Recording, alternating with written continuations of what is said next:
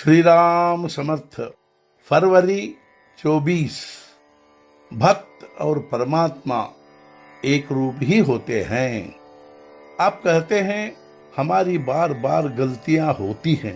बालक चलते समय लड़खड़ाता है या बोलते समय तुतलाता है, फिर भी माँ बाप उसको दुलारते हैं। उसी प्रकार मुझे भी तुम्हारी गलतियों का आश्चर्य नहीं, मैं भी तुमसे स्नेह करता हूँ। गलतियां पुनश्च न हो, तुम्हारे ऐसे प्रयत्न का भी मुझे आनंद होता है। इसलिए तुम्हें अनकस नहीं लगना चाहिए। यदि गुरु ने एक बार कह दिया कि तुम्हें पिछली सभी गलतियां भूल जानी चाहिए, पुनश्च ऐसी गलतियां मत करो, तो शिष्य को यह वचन सत्य समझना चाहिए। हमारी जो गलतियां होती हैं उनका परिमार्जन नाम ही कर सकता है। सभी प्रकार की व्याधियों पर भगवान का नाम ही रामबाण औषधि है।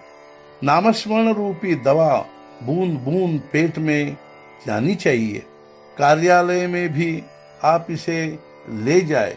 विद्वान, अनाड़ी, धनी, गरीब सब के लिए यह दवा समान गुणकारी है। जो यह दवा खान पान के नियमों का पालन कर लेगा, उसे इसका शीघ्र लाभ होगा।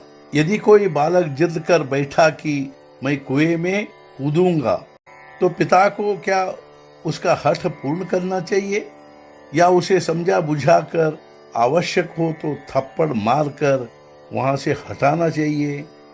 उसी प्रकार तुम विषय वासना के लिए हठ करते हो।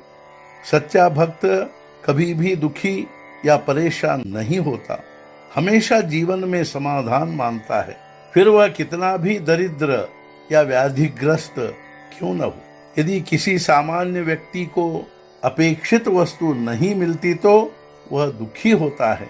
भक्त को किसी भी प्रकार की इच्छा नहीं होती, इसलिए वह दुखी नहीं होता। वह और परमात्मा एक रूप ही होते हैं। जो इच्छा परमात्मा की होती है वही उसकी होती है। सगुण की भक्ति करते करते वह अहम को, मैं को भूल जाता है। मैं नहीं हूं, तू ही है। मेरा नहीं, तेरा ही अस्तित्व है।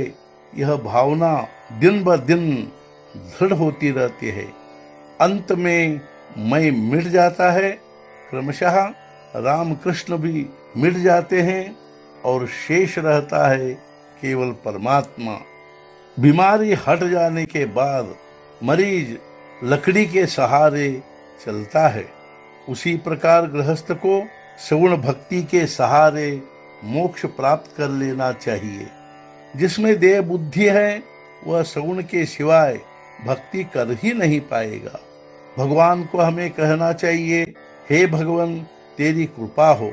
और कृपा का मतलब अखंड नामस्मरण, मैं तुझे कभी न भूलूं। इस आधार से ही भक्ति भावना निर्माण होगी। भगवान के सिवाय अन्य किसी में भी समाधान नहीं है। जो भगवान का हो गया, अर्थात जो नामस्मरण में लीन हो गया, वह जीवन से कभी उबेगा नहीं। आज का मुख्य विचार, परमात्मा को गृहस्थी का रूप देने के बदले हम गृहस्थी को परमात्मा का रूप बनाएं। सद्गुरुनाथ महाराज की जय। जय जय रघुवीर समर्थ।